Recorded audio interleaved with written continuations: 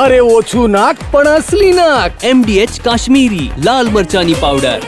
MDH. અને સમાચારોની વાત કરીએ, અમદાવાદમાં ભગવાન જગન્નાથજીની રથયાત્રાની તૈયારીઓનો આજથી વિધિવત પ્રારંભ થયો છે, જ્યાં જગન્નાથજી મંદિરમાં ચંદન યાત્રા અને રથ પૂજાનું આયોજન છે.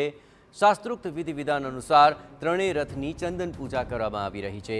અખાત્રીજના પાવન પર્વ પર રથયાત્રાની આ પહેલી વિધિનો આજથી પ્રારંભ થયો છે. રથયાત્રાનું પ્રથમ ચરણ એ ચંદન યાત્રા ગણવામાં આવે છે. ચંદન પૂજા બાદ અહીં રથનું સમારકામ શરૂ થતું હોય છે.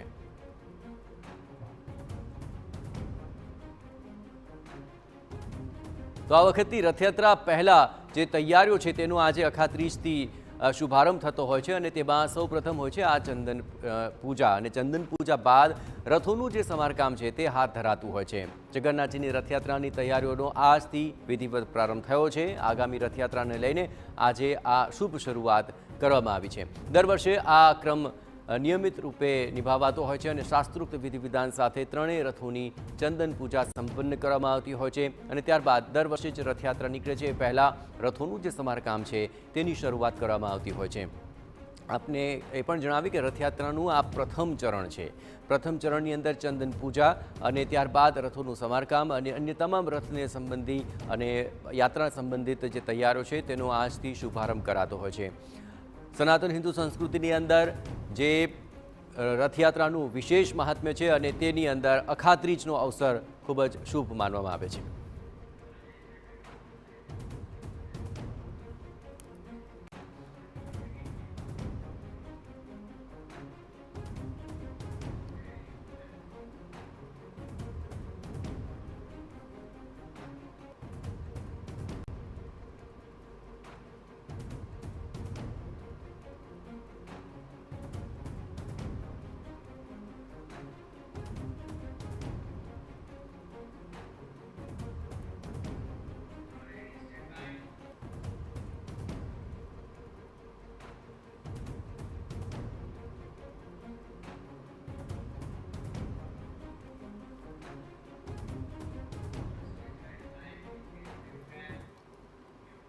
અખાત્રીજના અવસર ઉપર જે ચંદન પૂજા થઈ રહી છે, આ અંગે વધુ વિગતે વાત કરવા જોડાઈ રહ્યા છે ટીવી9 સંવાદદાતા જિગ્નેશ પટેલ. જિગ્નેશ, આજની ચંદન પૂજા ખૂબ જ મહત્વપૂર્ણ હોય છે. કોણ કોણ આજે આ ચંદન પૂજાની અંદર સંમેલિત થયું છે, કઈ પ્રકાર આ વિધિ વિધાન સંપન્ન કરાતા હોય છે, ને હવે આગામી દિવસોની તૈયારીઓને લઈને પણ શું આજની દિવસે આ વિગતો મળી રહી છે?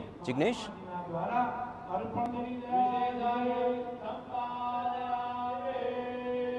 જે રીતે રથયાત્રામાં સૌ કોઈ હરખઘેલા બની અને ભગવાન જગન્નાથજી જ્યારે નગર યાત્રાએ નીકળતા હોય ત્યારે ઘરે બેઠા દર્શનનો લાવો મેળવવા માટે તેઓ થનગનતા હોય છે. જે દ્રશ્યો છે આજના દિવસથી કહી શકાય કે રથ પૂજન કરવામાં આવતું હોય છે, અને રથ પૂજન બાદ રથને રિપેરિંગ કામની શરૂઆત કરવામાં આવતી હોય છે, અને એટલા માટે ભગવાન પાસે એક મંજૂરી માંગવામાં આવે છે કે આજના દિવસથી નિર્વિઘ્ન કોઈ પણ પ્રકારનું વિઘ્ન ન આવે અને શાંતિપૂર્ણ રીતે રથયાત્રા પૂર્ણ થાય તે માટેની એક પ્રાર્થના કરવામાં આવતી હોય છે. રથ પૂજન કરીને ભગવાનના રથને સમારકામ કરવાની પ્રક્રિયા હાથ ધરાય છે. પૂજામાં ચંદનનો ઉપયોગ કરાતો હોવાથી ચંદન યાત્રા તરીકે તેને ઓળખાય છે, અને ચંદન યાત્રામાં આ વર્ષે બે બાબતો છે કે એક તો આતંકવાદી હુમલામાં માર્યા ગયેલા લોકો માટે ભગવાન જગન્નાથજીને પ્રાર્થના કરવામાં આવી છે, અને સતત જે ગરમીમાં વધારો થઈ રહ્યો છે તે ગરમીથી રાહત મળે તે માટે આ વખતે લીલા નાળિયેર અર્પણ કરવામાં આવ્યા છે. મહત્વની બાબત એ છે કે રથયાત્રાનું પ્રથમ સોપાન ચંદન યાત્રા ગણાતી હોય છે. વિશેષ રીતે અક્ષય તૃતીયાના દિવસે આ પૂજા કરવામાં આવતી હોય છે, અને આ પૂજામાં આ વર્ષે અમદાવાદના મેયર, સ્ટેન્ડિંગ કમિટી ચેરમેન અને ધારાસભ્ય અમિત શાહ પૂજામાં બેઠા છે, અને તેમના હસ્તે આ પૂજન કરવામાં આવી રહ્યું છે. કોઈ પણ પ્રકારના વિઘ્ન વિના ભગવાનના રથનું સમારકામ શરૂ કરવામાં આવે. આજથી આ પૂજા બાદ ભગવાનના રથનું સમારકામ કરવામાં આવશે. ન માત્ર સમારકામ પરંતુ મંદિર પરિસરમાં વિસ્તારમાં પણ તમામ પ્રકારની જે તૈયારીઓ થતી હોય તે તૈયારીઓ પણ આજની પૂજા બાદ શરૂ કરાશે. જય. આવા જિગ્નેશ તમામ ગતિવિધિઓ પર આપ નજર રાખતા રહેજો. તો આજનો શુભ અવસર, પ્રથમ ચરણ રથયાત્રાની તૈયારીઓને લઈને આજે ચંદન પૂજા થકી રથોનું પૂજન થશે અને ત્યારબાદ રથોના સમારકામની કામગીરી હાથ ધરાશે. આ ઉપરાંત રથયાત્રા નિમિત્તે જે તૈયારીઓ છે તેનો પણ આજથી જ શુભારંભ થતો હોય છે, જેમાં મંદિરની અંદર પણ જે તૈયારીઓ છે તેનો આજથી શુભારંભ કરવામાં આવે છે. મંદિરની અંદર જે તમામ તૈયારીઓ કરવાની છે તેને લઈને પણ આજના અવસર ઉપર એટલે કે અખાત્રીજના શુભ અવસરથી તેની શરૂઆત થતી હોય છે.